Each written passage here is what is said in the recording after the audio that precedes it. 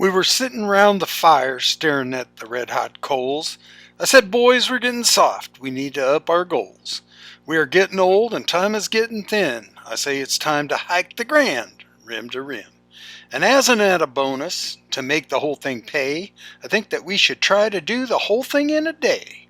So we packed up our hiking shoes and best hiking gear. We took just what we needed and we left the rest right here.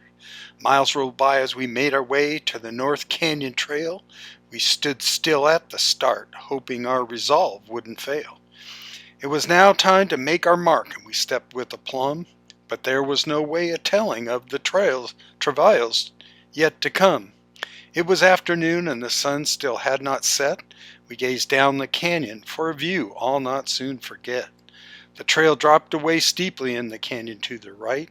We strained our eyes to see the end, but our goal was not in sight. The hikers coming up appeared to be in peril. They had spent a hard day on that lofty trail. Their footfalls were heavy and their hearts were not light. They were just hoping to make it to the top by tonight. But we were headed in as they were headed out. Their end was certainty, but ours was sure in doubt. We stopped at Manzanita Rest, then trekked on in this majestic park. By the time we arrived at Cottonwood Camp, it was completely dark. And now the magic of the night changed the scene all right. We could only view the trail with the aid of our headlight. As the beam cut through the black and inky night, my view became a magical tunnel of light. The walls of the canyon, the foliage and all, was only seen where our lights would fall. And the insects came out to see who was there, and flew before our faces in the cool night air. The insects were hunted by bats flying out of the black. They swooped into the cloud of bugs for a quick canyon snack. And on to Phantom Ranch, down the trail we kept apace. People in this camp were all sleeping in this special place. We took a quick break at Colorado River's edge, but looked beyond it to the cliff face with some dread. We cinched up our pack and looked pretty trim.